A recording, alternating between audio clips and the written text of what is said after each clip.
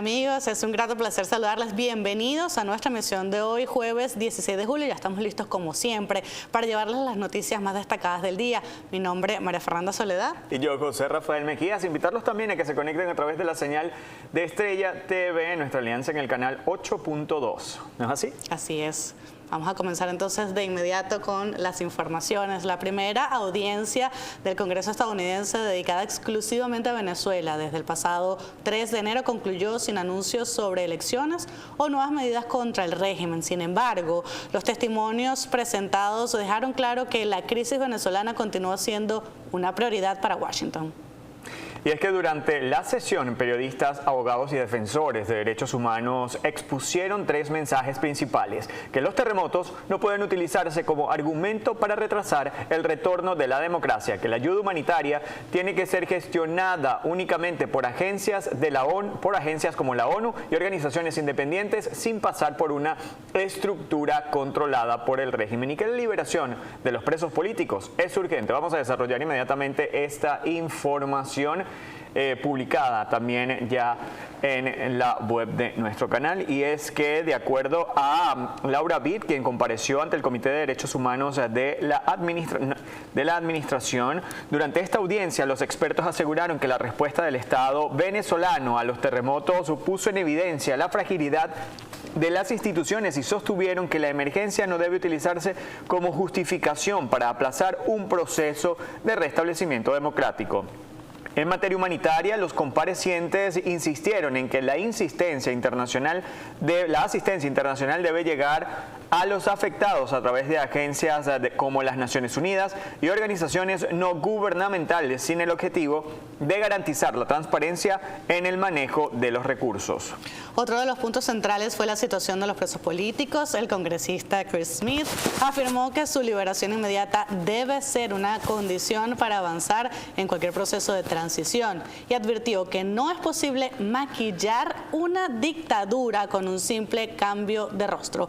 Aunque la audiencia no estaba diseñada para adoptar decisiones ejecutivas, el encuentro reafirmó que Venezuela sigue ocupando un lugar importante en la agenda del Congreso de los Estados Unidos y que el debate debe ser sobre el futuro político del país, y esto tiene que permanecer abierto en las agendas. Bueno, y la directora para Venezuela de la Oficina en Washington para Asuntos Latinoamericanos, WOLA, advirtió ante el Congreso de Estados Unidos que pese a la captura de Nicolás Maduro y la liberación de cientos de presos políticos, Venezuela todavía no ha iniciado una transición democrática real. Durante su comparecencia, Laura Bibb denunció que más de 500 personas siguen detenidas por razones políticas, cuestionó la continuidad de Delcy Rodríguez en el poder y pidió a Washington exigir medidas concretas para restablecer el orden constitucional en Venezuela. Vamos a revisar entonces esta información. Laura Bibb compareció ante el Comité de Derechos Humanos de la Cámara de Representantes del Congreso de Estados Unidos para presentar un balance sobre la situación política, institucional y humanitaria de Venezuela. Durante su intervención recordó que el régimen chavista desmanteló progresivamente las instituciones democráticas al someter al Poder Judicial y al Consejo Nacional Electoral al control del Ejecutivo, lo que permitió la persecución política, las detenciones arbitrarias y las desapariciones forzadas que la ONU ha calificado como posibles crímenes de lesa humanidad. Bibb también recordó que tras la cuestionada proclamación de Nicolás Maduro como ganador de las elecciones de julio de 2024, nunca se publicaron las actas de escrutinio, mientras los resultados divulgados de forma independiente reflejaban una amplia victoria de la oposición. Añadió que la represión posterior dejó más de 2.000 detenidos, incluidos menores de edad, aunque reconoció que la captura de Maduro el pasado 3 de enero permitió superar la parálisis política y facilitó la liberación de más de 700 presos políticos. Subrayó que esos avances todavía no se han traducido en una transición democrática genuina. La representante de WOLA cuestionó además la designación de Delcy Rodríguez como encargada del régimen bajo la figura de una ausencia forzada, al asegurar que ese mecanismo no existe en la Constitución venezolana y que incluso bajo la interpretación más flexible su periodo venció el pasado 2 de julio sin que se convocaran elecciones. Bueno, y ahora resulta que Delcy Rodríguez quiere presentarse como la gran defensora de la paz y asegura que siempre ha estado preocupada por los asedios contra Venezuela, un giro que para muchos venezolanos contrasta con años de retórica oficial basada en la confrontación. Resulta insólito que ahora el chavismo intente presentarse como defensor de los derechos humanos y de la paz, cuando durante años organismos internacionales han documentado denuncias de represión, persecución política y graves violaciones a los derechos fundamentales. Tras hablar de invasiones, llamar a prepararse para la guerra y advertir que Venezuela podría convertirse en una nueva Vietnam. El discurso ha cambiado por completo ahora, que sea la audiencia quien juzgue si se trata de una convicción genuina o un nuevo intento por reescribir la historia. Vamos a escuchar estas declaraciones de Delcy Rodríguez en una entrevista que le fue realizada. El presidente Maduro por delitos gravísimos. ¿Cómo es su situación dentro del gobierno? Usted estaba de salida, usted internamente le pedía al chavismo cambios, más libertades. ¿Se podría haber evitado la cárcel como se habló de haberse ido a Turquía o a otro país, a un pacto con los americanos, que es lo que Estados Unidos parece que le está ofreciendo también al gobierno comunista de Cuba?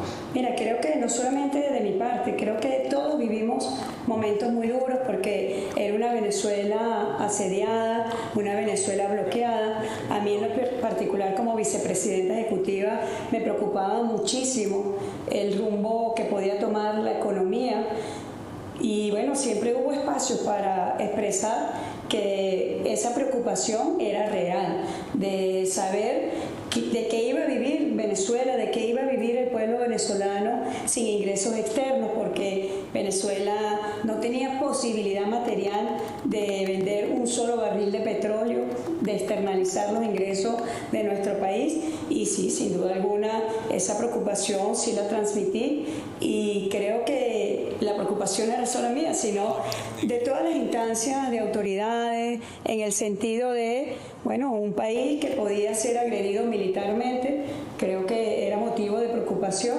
El pueblo venezolano de alguna manera estuvo en preparación, pero siempre estuvo latente la posibilidad de que se diera una agresión militar contra Venezuela, quizá lo que nunca pensamos que fuera contra la capital del país.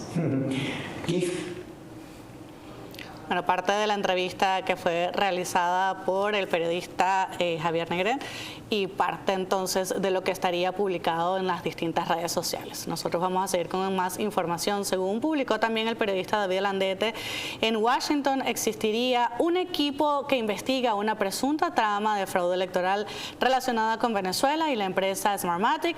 De acuerdo con su reporte, el presidente Donald Trump y su equipo habrían sido informados sobre esas indagaciones. Así es, y es que Landete señala que, según fuentes cercanas al caso, el presidente Trump podría referirse durante su discurso de esta noche a un plan del régimen de Nicolás Maduro para manipular elecciones en Venezuela, utilizando ese caso como ejemplo dentro de su mensaje sobre seguridad e integridad electoral. Vamos a desarrollar más de lo que diría el periodista de la Casa Blanca para ABC de España, y es que precisa que la Casa Blanca no ha divulgado el contenido del discurso y que una de sus fuentes, a la que describe como bien conecta, le indicó que cree que el mensaje esté dedicado específicamente a Venezuela, que no esté dedicado específicamente a Venezuela ni que el país sea el único tema mencionado.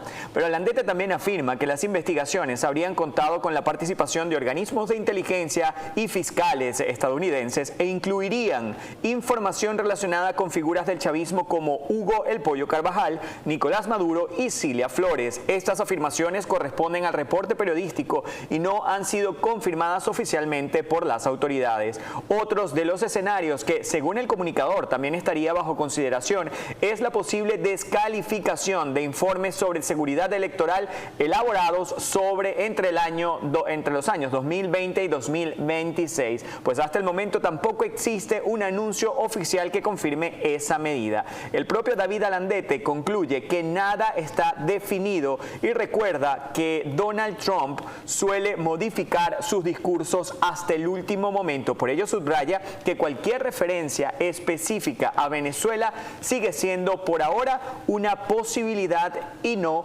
una decisión confirmada. Pues es parte de la información que hasta el momento sale desde los pasillos de prensa de la Casa Blanca, María Así Fernanda. es, estaremos bien pendientes de estas declaraciones que se van a realizar esta misma noche. Por supuesto, entonces mantiene a toda la ciudadanía en vilo para saber cuáles van a ser la orientación de este discurso. Nosotros vamos a hacer nuestra primera pausa y en la próxima parte seguimos con mucho más.